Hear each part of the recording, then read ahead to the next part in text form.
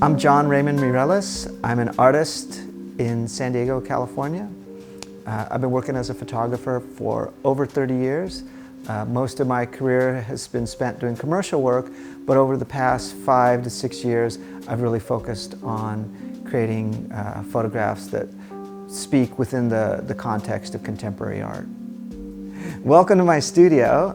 This is my studio here in Logan Heights. I do photography here, but mostly I do my post-production and my printing and my mounting and framing and work on all my various art projects here. My work tends to be very conceptual in the sense that there's always a concept driving the work. I don't tend to just go out and shoot pretty pictures. I mean, it's fun, that's what I do for my hobby, but I tend to come up with an idea first and then really work to execute on that idea.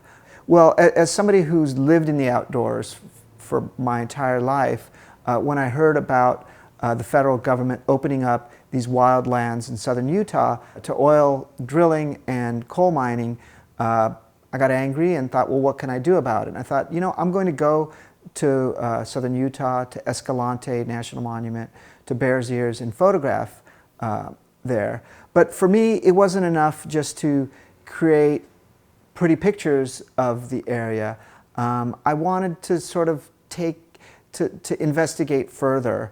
And so I had this idea that I would photograph in areas that had once been protected, federally protected against mining and drilling, and then were now removed, and then do something with those photos that illustrated the damage that would be taking place if this mining and drilling took place.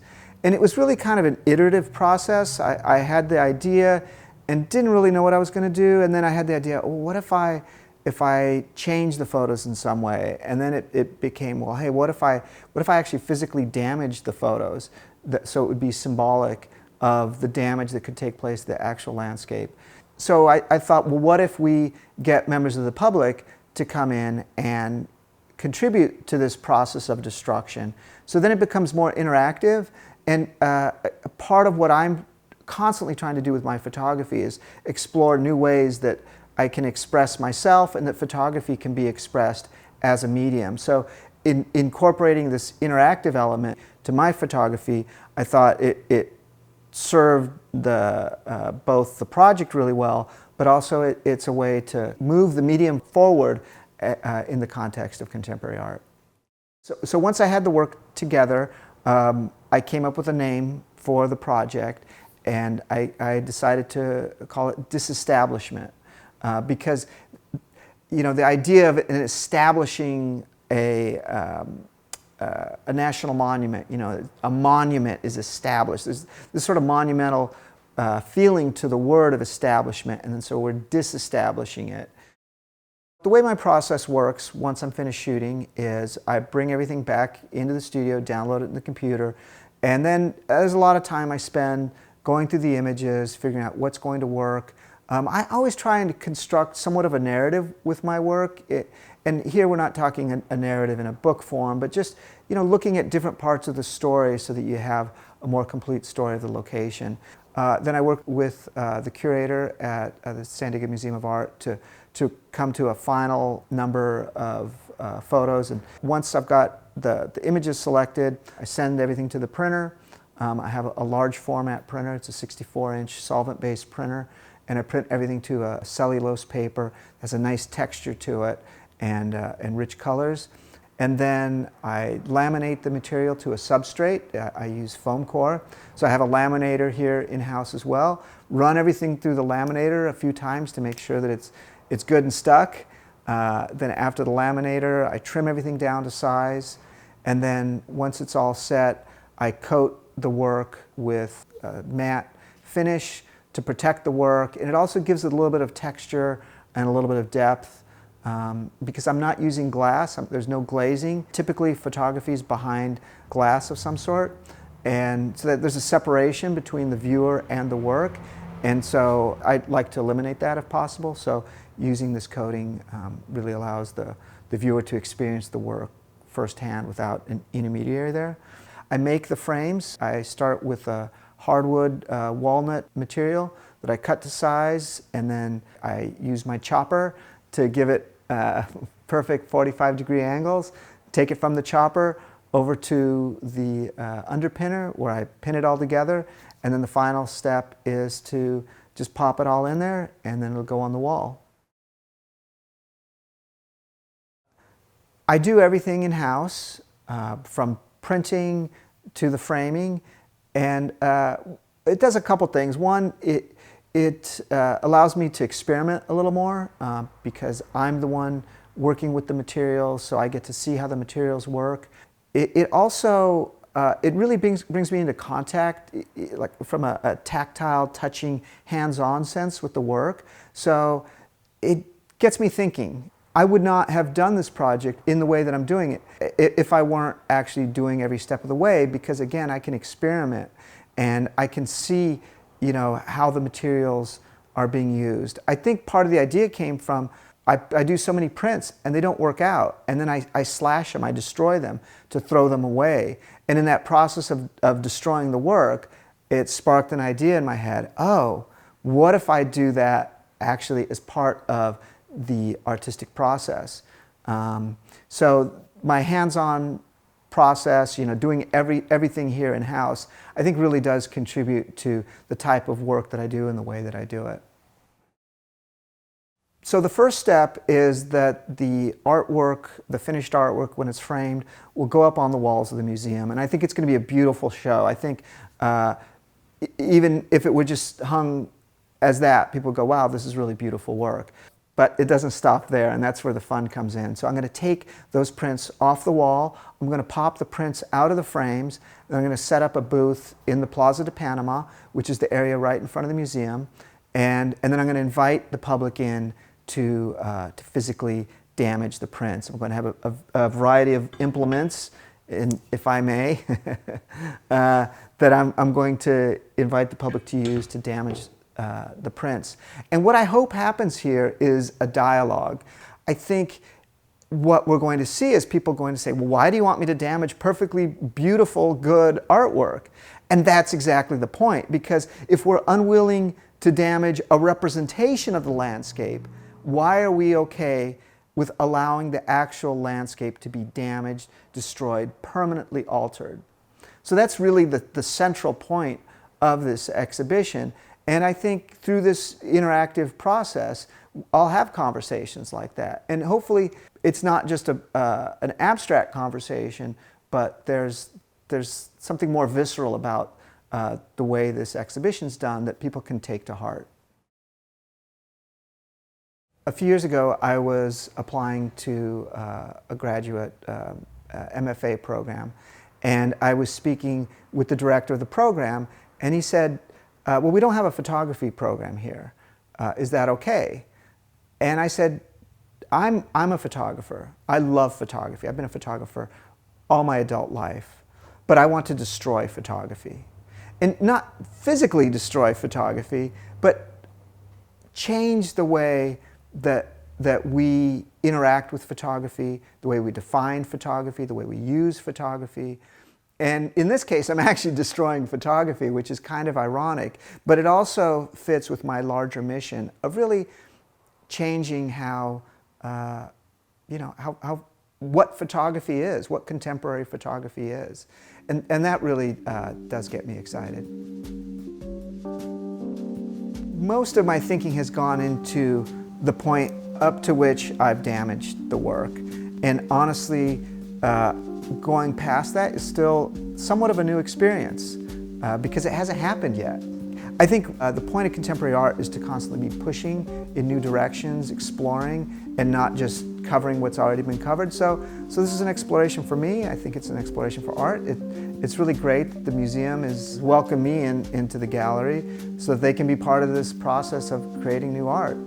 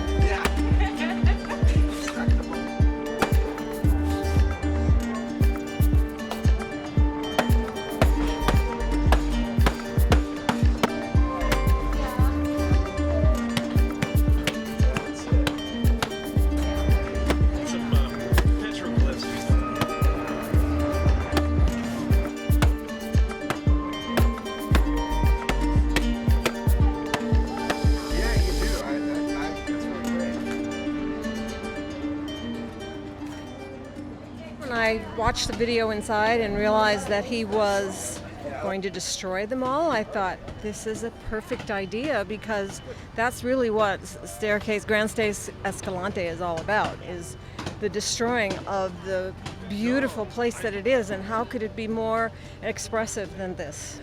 But I'm a photographer, so yeah, I worry about destroying a beautiful work of art, but I understand the concept behind it.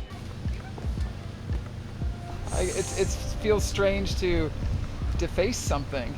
At first it's like I'm looking at the picture, but then once I start it, there's no more picture, there's just the canvas.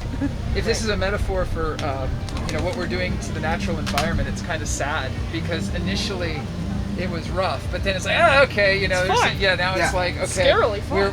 we've driven 4x4s through here, we've done this, we've done that, it's no longer nature, it's something else. I mean, it brought tears to my eyes for a moment. Truly. That, like, to bring pen to it.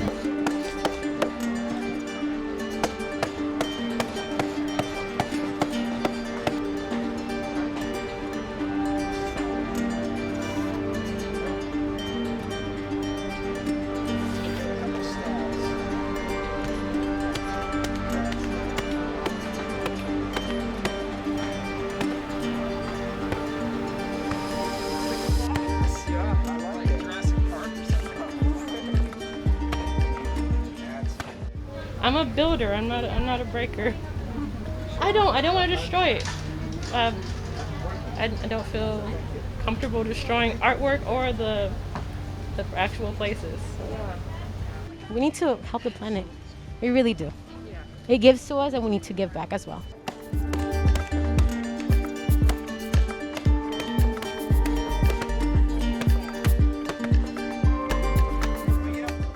I don't know if I felt like I disassociated. I think I felt like in my mind I was trying to perceive of what I imagined the act to be. Like, what if I extract this, stone from this space by going all around it?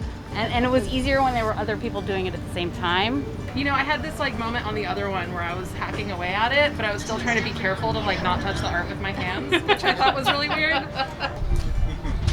It kind of makes me feel sad, because we've gotten to this point where we have to destroy art to get people to pay attention to the message, I think destroying it and then the idea of putting it back together, that's like genius. Well, what's always interesting is that when you involve people you don't know, you involve the general public, you don't know what they're going to do, and it never meets with my expectations. So it's like, oh no, that's not how you're supposed to do it. But then on the other hand, it's like, this is great. People are exploring, they're trying new things, they're surprising me. It doesn't look perfect, right? It's different, and that's part of what this process was supposed to be about. It's an exploration. It's an experimentation of how people are going to interact with the artwork. Sometimes, the vigor with which people take to smacking on the work is like, okay, this person, maybe they have some issues. But, a few people have said, hey, this is really cathartic. And so they kind of get into it. And everybody has sort of their own rhythm, what they're comfortable with. Some people don't like poking it, but maybe they want to take the marker to it. So that's been interesting to see as well. It's obviously very sad what they're doing, and it felt wrong to even destroy the pictures. I think that's why I had to stop early. I was like, I think it's enough right there. It's so beautiful, and it's sad to destroy it. So.